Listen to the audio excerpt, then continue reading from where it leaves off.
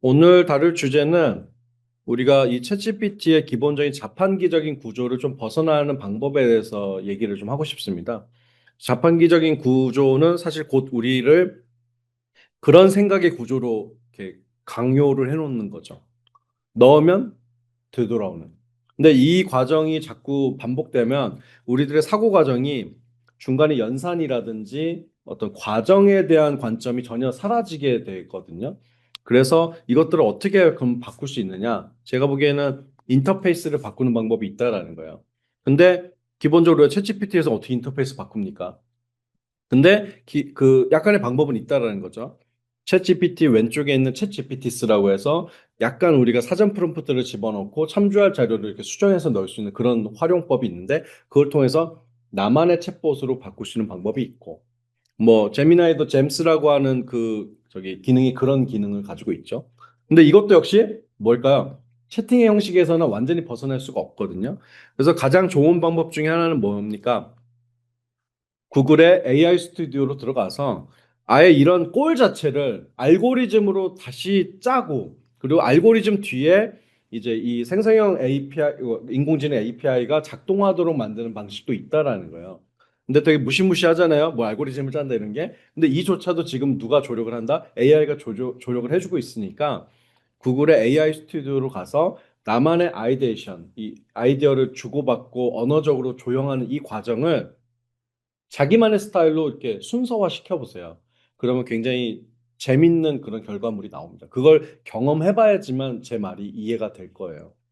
그래서 아무튼 우리가 지금까지 뭘 살펴봤냐면 기본적으로 마르코프라는 그 수학자가 언어를 막 정말 쪼개가지고 이렇게 확률적으로 연결하는 그런 최초의 문학기계 실험이라든지 아니면 로얄드 달이 물론 소설에서 가상으로 가져온 사례긴 하지만 세상 모든 것의 단어의 패턴들을 연산할 수 있는 기계를 만들고 그 기계에 여러 노브들을 달아서 특정한 작품들을 이제 이렇게 오퍼레이팅 마치 여기서는 어떤 표현을 쓰냐면 자동차 운전하는 거라고 얘기를 하거든. 마치 운전하듯이 만약에 창작을 할 수 있다면 어떨까라는 걸 한번 실험해 볼 수도 있을 것 같아요. 그리고 이탈로 칼비노의 얘기처럼 어떤 하나의 동사와 그 다음 동사가 끊임없이 연결되면서 그 동사의 그 합으로만 계속 이야기가 만들어지는 그런 문학 머신을 실험해 볼 수도 있는 것 같습니다. 그리고 고르헤스 같은 경우도 이제 하나의 단어가 다른 단어를 끝없이 유인하고 또 갈림길을 만들어내면서 그 갈림길 사이를 우리가 탐색해 볼 수 있는 만약에 문학 머신이 있다면 굉장히 또 효능감 높은 그런 문학 머신이 될 수 있겠죠. 근데 이 모든 게 사실 챗 GPT로도 가능한데 챗 GPT의 채팅의 인터페이스 형식에서는 절대 불가능하다는 얘기예요.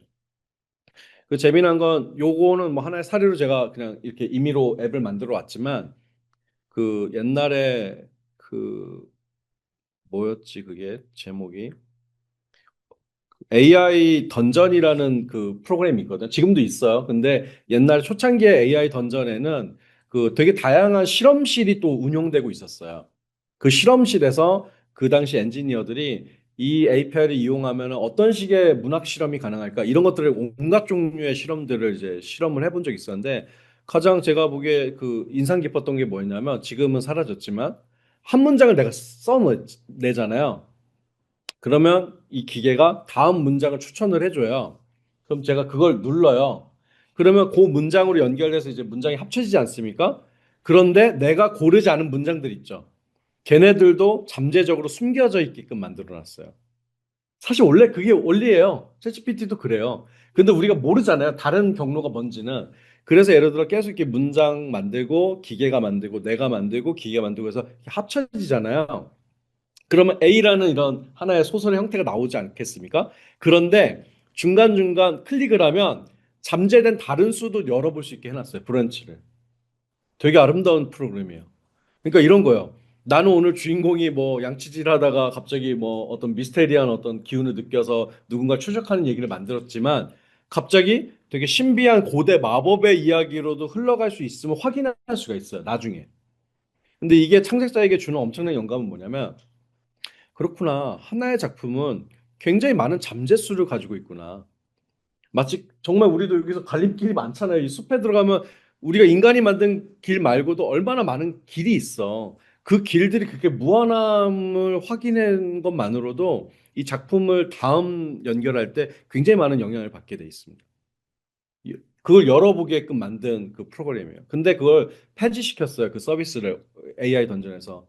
제 추정컨대 돈이 안 돼서인 것 같아요. 우선 토큰 연산을 엄청 많이 해야 되거든, 이거는. 그러니까 봐봐. 그냥 너 말하고 내가 말하고 하면 그냥 그것만 연산해서 그냥 딱 보여주면 되는데 얘가 그 열어보는 순간부터 어떻게 돼? 막 이것도 열어야 되고 저것도 열어줘야 되잖아. 그러니까 어마무시하게 토큰을 쓰는 거야. 그러니까 이 채산성이 안 맞는 거죠. 그러니까 제가 보기엔 그 서비스가 되긴 되는데 이제 상업적인 서비스로는 안 쓴 거죠. 근데 우리가 뭐예요? 만들어 보면 되죠, 그럼. 내가 부담하고 나만 쓸 건데 내가 부담해서 내가 그 뭐야 차감되는 식으로만 쓰면 되지 않겠어요? 그래서 저는 그런 식의 아이디어를 더 급진적으로 사용해야 된다고 생각해요. 그러니까 돈이 되는 서비스하고 예술가가 스스로 자기 자신의 작업을 위해서 만드는 앱은 다를 수밖에 없다라는 얘기예요, 이 얘기는. 그래서 제가 툴을 공산품을 쓰지 말고 자기가 수제작 해야 된다고 얘기를 하는 거예요. AI를 쓰지 말라는 얘기가 아니에요. AI도 공산품이 있고 수제작이 있는 거라는 거예요. 어느 정도. 그래서 또 재미난 거 막스 벤제나 테오 루츠가 했던 작업들을 한번 보여주면 이 사람들의 기본적인 아이디어는 뭐냐면 이 사람들은 이런 말까지도 한 적이 있어요. 한번 읽어드릴게요. 가장 완벽한 시인은 가장 개성이 없는 시인이다. 기계시는 의미의 상실을 통해서 미학적 이득을 취한다.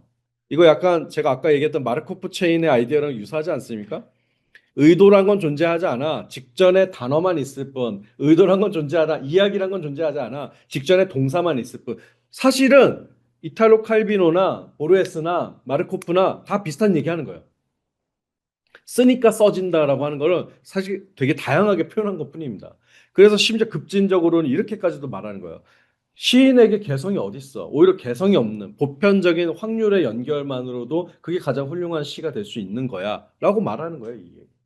그래서 이 사람들을 이렇게 구분합니다. 인간이 쓴 자연시를 개인적인 시고 경험과 기억이 들어가 있고 의도적인 그런 어떤 시작이 있고 주관성이 있는 그런 작품이라면 반대로 앞으로 미래에 우리가 만들어 나갈 그런 인공시는 어떤 이런 말뭉치 기반의 확률적 연결이고 그런 알고리즘 규칙을 따르는 그런 작품일 수 있지 않을까? 그리고 사실 거기에 대해서 작가님 무슨 의도가 있습니까? 의도가 어디 있어요? 재밌잖아. 뭐 이런 거죠.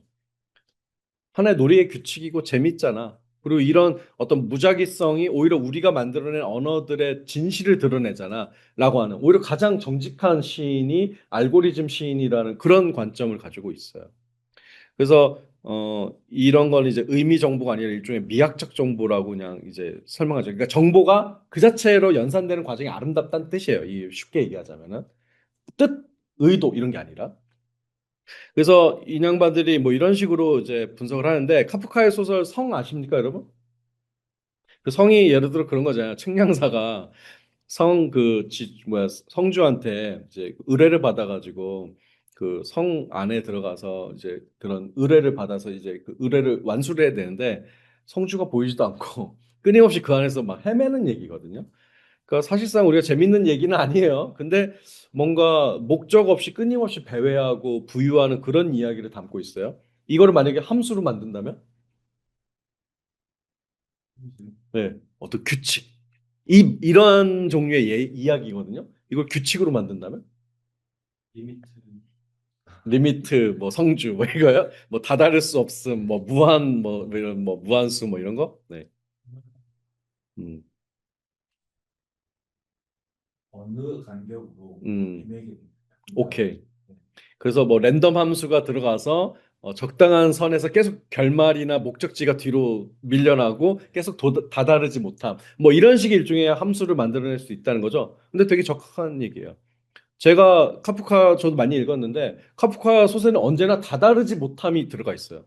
그리고 그 다다르지 못함이 뭐 어떤 사람에게 불쾌하거나 부조리해서 재미가 없을 수도 있지만 사실 되게 매력적이거든요. 다다르지 않기 때문에 생각 계속하게 만든 거죠. 그리고 우리의 인간의 인생의 본질을 얘기해 주는 거죠. 여러분 다 이루는 바 도달합니까? 언제나 이루고 싶은 바를 도달하지 못하지 않습니까? 바로 그것을 그대로 보여주기 때문에 굉장히 뭐랄까 심오한 그런 철학적인 진리가 들어가 있죠. 그러니까 뭔 얘기냐? 성 얘기가 재밌는 게 아니라, 그러니까 성 얘기가 중요한 게 아니라 성에 다다르지 못하는 이 함수가 중요한 거야. 그게 미학적 정보란 뜻이야, 아까 그 표현이. 그래서 이걸 한번 제너레이트 해볼게요. 해보면 여기서도 나름대로 이렇게 공식으로 만들려고 노력을 하거든.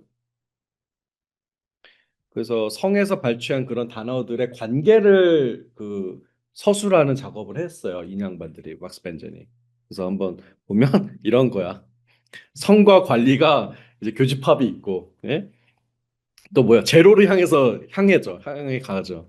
그리고 항상 눈보라가 일어나고요. 눈보라를 헤치고 뭐 계단을 끊임없이 타고 올라가고 문을 열고 들어가고 그 무한대야 또. 그죠? 네. 그리고 언제나 창문과 그림자가 등장하고 그거는 밤과 함께 그 연결돼 있어요. 이거 되게 적합한 얘기. 이거 카프카를 읽은 사람이면 이거 별거 아닌 것 같지만 오, 이렇게 수식어로 잘 서술했지 이런 생각이 드는 작업인 거죠. 여러분 그 솔 루이시라는 시각 예술가 아시죠? 그 사람은 규칙 기반의 예술을 하잖아요. 그러니까 왼쪽에서 오른쪽으로 두 번 꺾고 뭐 세 번째 줄에선 줄을 두 번 긋는다. 그리고 몇 줄을 더 간 다음에 오른쪽으로 턴한다. 그 사람의 작업은 그걸 구현한 작업이 아니라 뭐요? 이 말이 작업이에요. 그래서 작업이 뭐야? 솔루이스의 작업은 이 작품도 있지만 옆에 그 작업의 언어적 공식 있잖아요. 그것도 같이 표기하게끔 되어 있는 거예요. 그걸 이제 제너레이티브 아트라 부르죠. 요즘 말하는 이런 생성인공지능 개념이 아니라 규칙 기반의 제너레이트. 그러니까 이 규칙이 더 중요하다라고 하는 거거든요. 이런 게 미술에도 있는 거죠, 여러분. 근데 이제 아예 이런 자연어로 쓰여져 있는 어떤 의미에서는 규칙이 없어 보이는 소설조차도 사실은 이런 규칙과 함수의 세계라는 걸 밝히려고 노력했던 사람들도 있는 거죠. 그리고 오히려 그런 식으로 작업을 해야 된다라고 소설에서 미학으로 삼아야 된다, 시에서 미학으로 삼아야 된다고 한 사람들이 바로 이 사람들이었던 거죠, 여러분. 막스 벤제나 테오 루츠 같은 사람이었던 거죠. 흥미로운 얘기죠, 여러분. 말이 안 되는 것도 아니고, 그렇죠? 물론 모든 작품이 이렇다는 건 아니에요. 제가 보기에는 또 르뽀적 아름다움도 있어요. 우리가 아예 경험하지 못했던 아주 생경한 경험과 고통, 그런 어떤 인간이 한 번도 예측하지 못했던 그런 경험의 세계를 고스란히 가져온 리얼리즘의 문학도 여전히 저는 되게 중요한 이야기라고 생각하지만 한편으로는 인간이 만들어낸 대부분의 이런 그 예술에 대한 독해는 이런 규칙화에 있는 것은 아닌가 그런 얘기를 하는 겁니다. 그래서 이런 게 이제 그 챗GPT 이전에 있었던 문학을 기계화하려고 했던 그런 움직임이었고 그걸 고스란히 이제 이런 식으로 경험시킬 수 있는 거죠. 지금 제가 요 데모이긴 하지만 여기다가 여러분 뭐 무라카미 하루키를 집어넣으면 어떨까요? 혹시 무라카미 하루키의 소설을 읽어보셨나요? 여기도 약간 그 카프카스러움이 있죠. 왜냐면 워낙 카프카 영향을 많이 받아가지고 무라카미 하루키가 사실 카프카와 유사성이 있는데 언제나 주인공은 어때요? 뭐 예를 들어 다음날 출근해야 합니까? 무라카미 하루키의 주인공들은 휴가 중이야. 진짜 항상 휴가 중이야. 나는 휴가를 받아서 이곳에 이 도시에 왔다. 대부분 이런 문장으로 시작하는 게 무라카미 하루키예요. 그러면 휴가 나왔으니까 뭐 유명한 사찰 들르고 그냥 맛있는 점심 먹고 끝나는 얘기입니까? 무라카미 하루키가? 바에 갑니다. 항상 바에 가, 밤에. 바에 가고, 주로 화자는 남성이거든요. 그리고 누굴 만나요? 여성 만납니다. 여성 만나고 묘령의 여성을 만나죠. 그리고 뭐 갑자기 말도 없이 막 쪽지를 주면서 내일 어디서 만나요? 뭐 이런 식으로 이제 자극을 합니다. 이 주인공. 그럼 이 주인공이 어때요? 만난 사람 같은데? 10년 전에 혹시 내가 알던 그 사람인가? 하면서 긴가민가 하면서 그 약속 장소에 갈까 말까 고민을 해요. 가요. 갔더니 축제가 벌어지고 있어. 막 가면을 쓰고 있고 막 자기네끼리 밀교스러운 그런 행사를 하고 있어. 주로 이런 게 무라카미 하루키 같은 소설이에요. 이렇게 얘기하면 또 무라카미 하루키의 팬들이 싫어하겠지만 맞잖아요. 네. 항상 휴가 중이고 항상 이런 정상적인 어떤 일상생활을 하지 않고 직업생활을 하지 않고 있고 그 안에서 펼쳐진 그 틈을 막 이렇게 벌려내는 그 미스테리한 톤으로 항상 소설이 만들어지지 않아요? 그리고 이것은 이 톤이 재밌어서 우리가 그 작품을 보는 거지 개별의 그 이야기에 공감하는 게 아닙니다. 사실은. 그런 점에서 뭐야? 문학도 함수화할 수 있는 거죠. 그러면 문학이 함수화되는데 다른 예술은 함수화할 수 없습니까? 다 함수할 수 있죠. 그런 가능성 얘기를 하는 거예요. 그러니까 우리가 챗GPT를 사용하더라도 그 능력을 어디에다가 발휘시키느냐에 따라서 완전히 다른 머신이 되잖아요, 지금. 그렇죠? 이런 식으로 할 수도 있을 것 같고, 요 사람 좀 재미난 사람인데 아미리 바라카라는 이제 미국의 시인이자 연극 그 운동가인데요. 그러니까 실제로 흑인 인권 운동을 하기도 했고요. 연극도 했고 또 시인으로서도 유명한 사람이에요. 이 사람 뭐라 그러냐면 표현 전사기라는 개념을 가져요. 표현 전사기. 그래서 뭐라 그러냐면 지금껏 문학이란 게 손끝에서 그리고 특히 이제 백인 남성 위주의 그런 문단에서 그 타자기의 왼쪽에서 오른쪽으로 탁탁탁탁탁 이렇게 서술하는 이런 어떤 경험을 통해서 만들어졌다는 거예요. 문학이란 게. 근데 자기가 생각하기에는 때로는 침묵도 언어라는 거예요. 그리고 공궁함, 뭐 예를 들어 신음소리, 절규하는 목소리 이런 것들은 문학이 아닌가? 그것도 문학이죠. 근데 예를 들어 이런 거예요. 그런 걸 서술하면 어떻게 돼요? 절규한다, 침묵한다. 근데 이게 표현이 됩니까? 어떤 공간에서 내가 뭐 이렇게 내가 절규했어요. 근데 이걸 여러분이 절규한다라고 한 줄 쓰면 이게 다 표현이 된 거냐고요? 아니잖아요.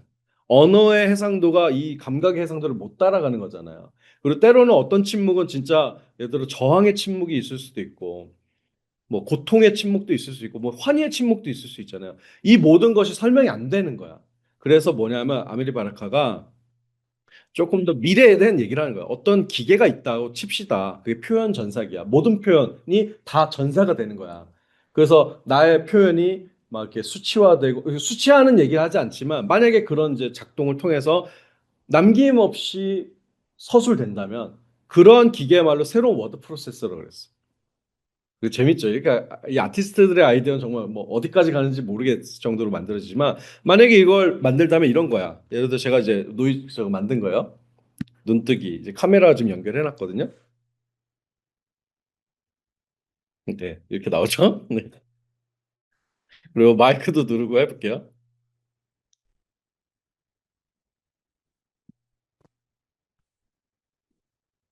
작동을 해야 될 텐데. 네, 지금 하고 있어요.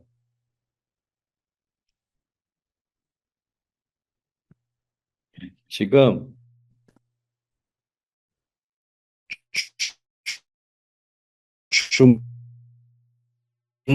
줌도 연결하고 이것도 좀 멈추는 것 같아. 네. A. 네.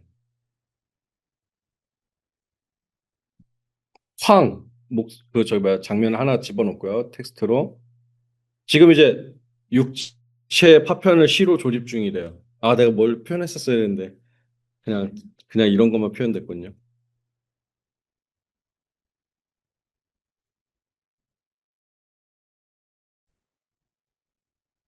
어떤 결과물이 나올까요?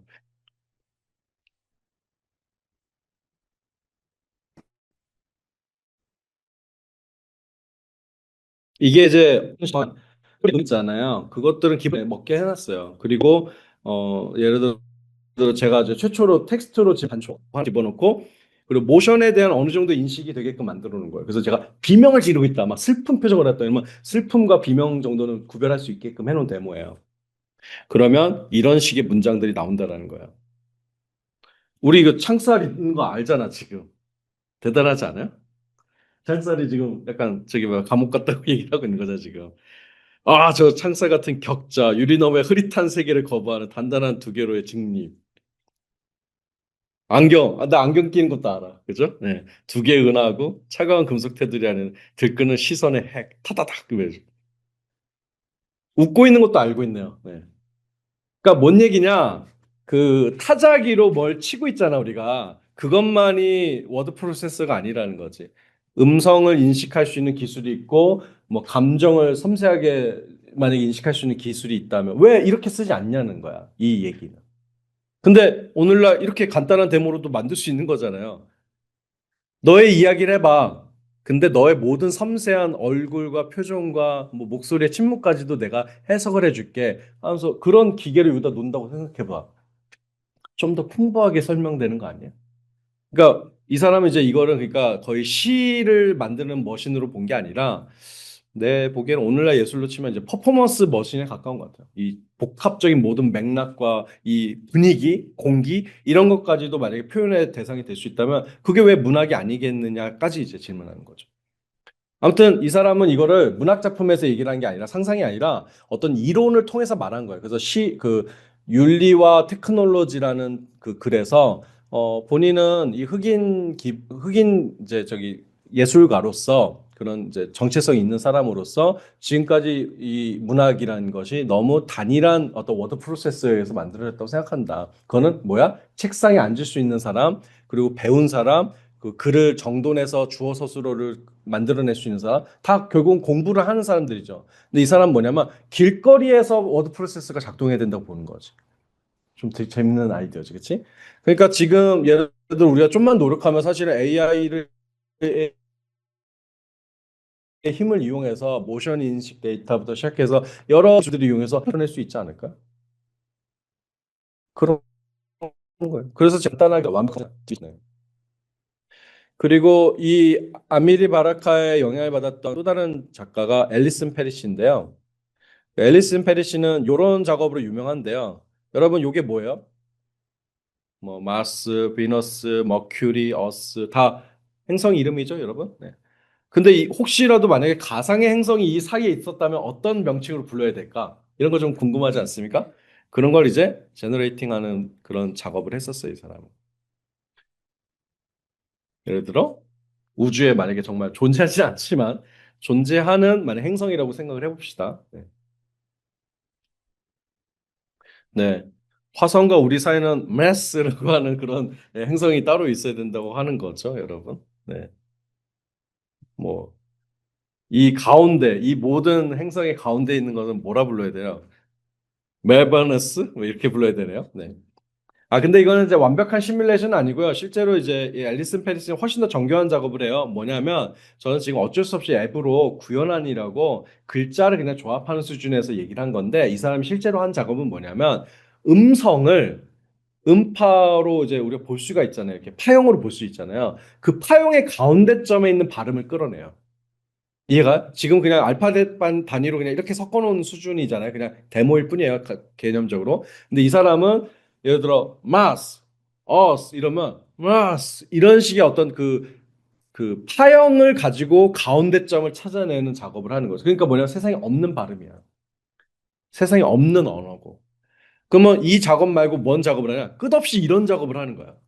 우리가 국어 사전이든 영어 사전에 존재하지 않는 새로운 발음의 단어들. 만약에 분노와 슬픔을 섞어놓은 단어가 있다면 뭐가 있을까? 분노, 슬픔 이런 걸까? 아니겠죠. 어떠한 단어가 있을 수 있는데 분노와 슬픔이 같이 겹칠 수도 있잖아요, 여러분. 근데 지칭한 단어가 없잖아. 그럼 만들어도 되죠. 그래서 뭐냐면 그런 자기 정립적이면서도 그 미분화된 세계에 대한 탐색을 이런 언어적인 어떤 그 작업을 통해서 하는 거예요. 기계적인 언어 분석을 통해서. 그래서 생성인공지능 나오기 전부터 이런 작업을 굉장히 많이 했었고요. 제가 되게 존경해요, 이 사람. 그리고 뭐 이런 선형보관이라고 해서 이건 뭐냐면 이제 이런 거예요. 이 사람 이제 유명한 프랑켄슈타인 프로젝트인데요. 지금도 그냥 데모일 뿐인데요. 만약에 프랑켄슈타인과 창세기가 있다. 사실 가장 좀 먼 텍스트죠. 네. 하나는 신이 인간을 탄생시킨 거고 하나는 인간이 피조물을 탄생시킨 얘기인데 이 양쪽의 비율을 만약에 조정할 수 있다면 마치 아까 우리 그 노브 조종하듯이 그래서 믹스를 한다면 어떤 작품들이 나올까 하는 그런 실험들을 따로 했어요. 그래서 지금은 이제 한 줄씩 했지만 실제로는 그 프랑켄슈타인의 구절과 창세기의 구절을 집어넣어서 마치 이렇게 신디사이저 믹서를 사용하는 것처럼 이렇게 쭉 올렸다 내렸다 하는 그런 프로젝트를 한 거죠. 그래서 뭐 예를 들어 지금 뭐예요? 그 프랑켄슈타인이 좀 더 그 많은 거죠. 이쪽으로 갔으니까 80이고 창세기가 17이라면 맞죠? 지금 네, 그 정도죠. 지금 8.3이니까. 네. 그러면 이런 식의 문장이 나와야 된다는 거예요. 신은 인간의 미광이 전멸하는 육신을 비틀어서 혐오스러운 괴물의 형상을 기괴하게 빗어냈다. 그러니까 사실은 이게 약간 이제 종교적으로는 좀 뭐랄까 대드는 겁니다. 이게 성서를 우리가 합성한다? 이거 좀 이상하지 않습니까? 어떤 사람이 되게 불경하게 느껴지겠죠? 이슬람권에서 이거 하면 어떻게 될까요? 꾸란으로. 꾸란으로 하면 제가 보기엔 사형입니다. 사형. 꾸란으로 예를 들어 다른 텍스트와 합성을 한다? 너무너무 반역적인 얘기죠. 근데 이제 간단하게는 이런 식으로 이제 약간 좀 이렇게 저항적인 어떤 모습을 가져온 거고. 그래서 제가 사실은 신학교에서 요거 한번 강의한 적 있는데 우리 그 목사님들 갸우뚱하시더라고요. 약간 챗GPT 알려주는 건 매우 재밌었는데, 어? 이러면서 성경을 합성을 해? 이러니까 이제 벌써 거기서부터 뭔가 미묘한 균열이 일어났었어요. 이 대화 사이가. 근데 저의 입장은 뭐예요? 이 머신을 뭔가 맞는 말을 잘하고 이미 있는 말을 잘 생산하는 쪽으로 쓰는 거는 뻔하고 우리가 할 일이 아니라고 제가 얘기하는 쪽이었고, 오히려 이런 미세한 합성과 없는 어떤 일종의 소수의 언어들을 끌어내는 게 더 재미난 일이라고 저는 강조하는 편이잖아요. 근데 어떤 사람에게는 그마저도 굉장히 납득 이게 안 되는 말이에요, 이 말이. 왜 그렇게까지 해? 왜 그런 언어가 필요한 거야? 왜 화성과 지구 사이에 있는 새로운 언어가 필요한 거야? 왜, 왜 성서를 합성을 해? 벌써 뭐예요? 어떤 그 기존에 정해져 있는 지식의 체계 다 언어잖아요. 그 언어를 흔드는 행위라고 보기 때문에 우선은 굉장히 이게 어떤 사람에게는 좀 불쾌한 일이 되는 거죠. 근데 앨리스 페리시가 정확하게 그걸 지적을 하는 거예요. 자기가 왜 이런 작업을 하느냐? 바로 그 소수성을 끌어내기 위해서다라는 거예요. 여기서 이제 재미난 점이 생긴 건데, 자, 언어의 이산성이라고 부르는 게 있어요. 이산성이 뭐냐면 너 더하기가 가능하다는 얘기예요. 이게 분절이 되어 있기 때문에 아, 에, 이, 오, 우 이러면 아와 이, 오, 우 이런 게 이제 다 나뉘잖아요. 그리고 연결할 수 있잖아요. 그러니까 분절할 수 있는 가능성을 얘기를 하는 건데, 아까 마르코프 얘기는 뭐예요? 언어가 분절 가능하다는 거야. 지금 이 앨리스 페리스 얘기는 뭐냐면 분절 가능한데 더 작은 단위로 분절 가능하다는 거야. 그러면 사실은 그거는 우리 사회가 만들어낸 일반적인 의미의 이산성을 뛰어넘는 그 미분화된 흐름이란 걸 끌어낼 수 있는 영역이 생긴다라는 거예요. 완전히 달라요, 여러분. 그냥 단순히 언어는 조각조각 낼 수 있고 연결 가능하다라는 것하고 그걸 더 잘게 잘게 쪼개면 아예 세상에 존재하지 않는 그 잠재 공간에 대한 탐색이 가능하다는 건 접근 방법이 완전히 다른 겁니다. 그래서 오히려 앨리스 페리시는 그 이산성에 대한 그 일종의 저항을 하는 겁니다. 이해가시죠? 뚝뚝 끊기고 이런 단절 가능한 게 아니라 단절 불가능한, 예를 들어 프랑켄슈타인 30에 뭐 창세기 70인 말로 말하기. 이름 뭐죠? 강경태? 네. 강경태? 강경태 30, 이주영 70으로 말하기. 내가 조금만 모델 체인지하면 이주영 30, 강경태 70으로 말하기.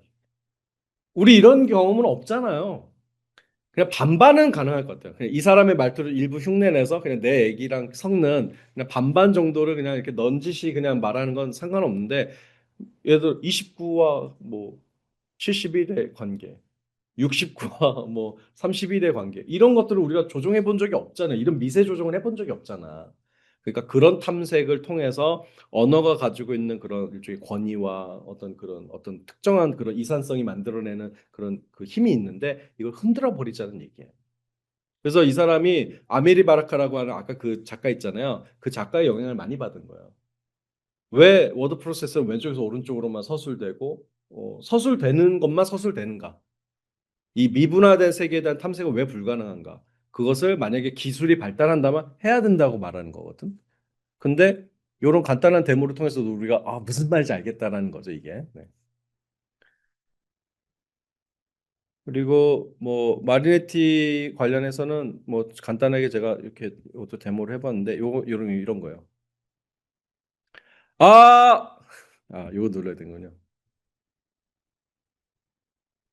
아, 아, 지금 이제 제 목소리에 반응을 하는 건데요. 스모크라고 하는 단어, 이제 알파벳들이 마치 담배 연기처럼 지금 흔들리는 프로젝트예요. 이런 거 많이 근데 하셨을 거예요. 예를 들어 뭐 시각 예술에서도 약간 키네틱한 그런 시각 예술을 했을 때 저 알고리즘화해서 움직이는 그래픽이라든지. 근데 그거 아세요? 이런 최초의 아이디어는 사실은 최초의 문학에서 나옵니다. 그 1909년에 이제 마리네띠가 그런 미래주의 선언을 하죠. 그래서 앞으로의 미래 시라는 것은 단순한 줄글의 형태가 아니라 그 언어의 공간 자체를 표현하고 그 언어 자체가 가지고 있는 힘과 속도를 보여주는 문학이어야 한다. 이런 얘기를 하거든요. 근데 이 당시에 뭐 컴퓨터도 없었고 뭐 타이포그래피 뭐 이런 그래픽이 발달한 적도 없었던 시기잖아요. 그러니까 마리네트 입장에서는 그냥 좀 이렇게 콜라주 하듯이 뭐 언어를 이렇게 이렇게 잘라가지고 붙이고 그런 그래픽화된 그런 시를 이제 미래주의 시라고 주장을 했었죠. 근데 사실 진짜 하고 싶었던 건 뭐냐면 움직이는 활자를 구현하고 싶었던 거예요. 문학의 세계에서. 그러니까 이게 시간이 지나면 어떻게 이게 발달하냐면 뭐 1950년대 그런 구체시 운동으로 이게 전환이 돼서 정말 적극적인 타이포그라피 훈련 그러니까 그 연습을 하거든요. 시도를 하거든요. 그러면서 뭐예요? 점점 시각 예술화 되죠. 이 문학이. 그리고 오늘날에는 사실은 이제 그냥 별도의 장르가 된 거예요. 타이포그라피가 된 거예요. 그리고 이 타이포그라피도 심지어 요즘 이제 이런 코드화된 방식으로 뭐 모션 그래픽, 모션 디자인 이런 개념으로 이제 발달해 버린 거죠. 원래는 문학의 어떤 아이디어로 사실 연결돼 있었던 부분이 있는데 여기 이제 독자 이게 발달하다 보니까 이제 모션 그래픽으로 지금 발달해 버린 거죠, 여러분. 이 모션 그래픽 뭐냐면 여러분 영화 보면 처음에 타이틀 화면 나오지 않아요? 그때 이 뭐 감독 누구, 뭐 배우 누구 할 때 막 이 그래픽이 그 글자 그래픽이 막 이렇게 재미나게 이렇게 겹치잖아요. 그거 영화랑 또 다른 재미가 있잖아요. 그런 식의 디자인들을 하게 된다고요. 근데 아무튼 이 사람이 이제 그 20년 고쯤에 이제 얘기했던 이런 어떤 이 모션이 곧 이 활자의 모든 의미를 담아내는 어떤 문학 세계 이런 것들이 오늘날에는 이런 기계로 이렇게 구현 가능해진 것이죠. 그래서 제가 지금 제 목소리가 이제 톤들이 들어가게 했고 그래서 그게 이제 거칠어지면 이게 더 흔들고 뭐 이런 식으로 이제 만들어 놓은 거예요. 자, 그래서 이제 제 그 요지는 뭐냐면 제가 모든 문학 기계 계보도를 다 설명한 것은 아니지만 대략 문학이 어떤 자연스러운 인간의 언어가 아니라 분절 가능한 계산의 수라는 것을 20세기 초부터 깨닫고 있었고 그런 것들을 계속해서 극단적으로 실험하다 보면 여러 형태의 이런 상상력이 생긴다라는 거예요. 그래서 어떤 사람들은 뭐예요? 그런 끝없는 언어와 언어의 연결의 그런 우발성이라든지 그 끝없음의 아름다움 같은 것들을 문학의 힘으로 가져오려고 했었고 어떤 사람 뭐예요? 아예 그런 언어 표현 이전에 있는 감각과 감정, 뭐 공기의 어떤 느낌 이런 것까지도 문학의 언어로 갖고 오려고 했다는 거죠. 그게 다 뭐가 필요해요? 다 테크놀로지가 필요한 거죠. 과학 기술이 필요하고. 그래서 오늘날 여기까지 온 거죠. 그래서 챗GPT는 우리에게 되게 간단하게 나의 동반자가 되는 것 같고 뭐 조언자가 되는 것처럼 작동하지만 그것은 챗GPT가 가지고 있는 가능성을 굉장히 협소하게 쓰는 거에 불과하다는 겁니다. 지금 간단하게도 이 제미나이 API를 이런 식으로 좀 구조화시키면 이런 경험을 지금 시킬 수 있었잖아요. 그러니까 뭐냐? 예술가인 여러분들이 스스로의 아이디에이션 머신을 만들 수 있어야 된다고 생각해요. 누군가가 만들어 놓은 형태 안에서 아이디어가 진행되면 결국 그 안에 머물게 돼 있습니다. 제 아무리 내가 그 빠져나가려고 해도 빠져나갈 수가 없습니다. 채팅 형식에서는 채팅 형식에 맞는 아이디어가 있고 그리고 그것을 벗어날 수도 없어요. 그러나 열정 버튼을 누르는 식으로 인터페이스를 개량한다. 뭐 끝없는 동사를 연속시키는 방식으로 간다. 아니면 뭐 카메라와 막 음성을 막 인식시키는 방식으로 뭐 API를 바꿔서 연결한다. 이러면 아예 완전히 다른 머신이 되는 거죠. 여러분이 갈 길은 후자예요. 조금 어렵더라도. 그래서 오늘 수업 이후에 한번 해보세요. 구글 계정으로 AI 스튜디오에 들어가 봐요. 그러면 무시무시하게 뭐 영어로 이렇게 많이 떠 있지만 그냥 한국어로 자연어로 해도 아직도 잘 작동합니다. 그러니까 되게 언어의 천재잖아. 그러니까 뭐 한국어로 해도 다 작동하는데 그래도 뭐가 필요해? 명료한 나의 사고의 과정을 설명할 수는 있어야 돼요. 그냥 이런 거. 나 아이데이션 머신 만들어줘. 이러면 안 되겠죠? 그럼 그거 챗GPT 채팅 모드로 쓰는 거랑 똑같은 얘기예요. 그게 아니라 여러분이 스스로 이렇게 써봐. 나의 사고의 과정을. 나는 만화를 좋아해. 신간 만화를 보고 항상 영감을 많이 받아왔어. 뭐 만약에 그런 아이디어가 있다면 예를 들어 이렇게 한 거야. 첫 줄. 첫 줄. 신간 만화 목록을 우선 검색한다 너는. 뭐 이런 식으로 넣어봐요. 그 뭐 네이버에 웹툰을 뭐 찾아본다. 그럼 찾아볼 수 있잖아요. 검색할 수 있어요. 이 머신이. 그리고 그 중에서 내가 좋아하는 소재에 있는 것들을 찾아낸다. 그리고 그 안에 시놉시스를 찾아온다. 그리고 나한테 먼저 알려준다. 그리고 내가 보고 골라낸다. 이게 좋다고. 그럼 내가 누르는 선에서 다시 한번 검색을 한다. 그리고 그 안에서 어떤 내용을 어떻게 바꿔온다. 그림체를 나한테 설명해 준다. 뭐 이런 식으로 순서대로 나에게 이 영감을 받는 내 평소의 습관을 그대로 입력을 할 수 있는 그리고 그걸 프로세스를 내 관리 감독 하에 발전시킬 수 있는 식으로 머신을 개량할 수 있지 않을까요? 아무튼 핵심은 뭐예요? 기계가 너무 혼자 다 하지 않게 만드는 게 제일 핵심이에요. 내가 노브를 설정하고 노브를 건들 수 있고 중간중간 나한테 검토를 맡게끔 하는 게 핵심이에요. 이 머신들의 핵심은. 그래서 한번 해보시길 바랍니다. 아무튼 강의는 여기까지만 마치고요. 예, 현장에서는 이런 머신을 한번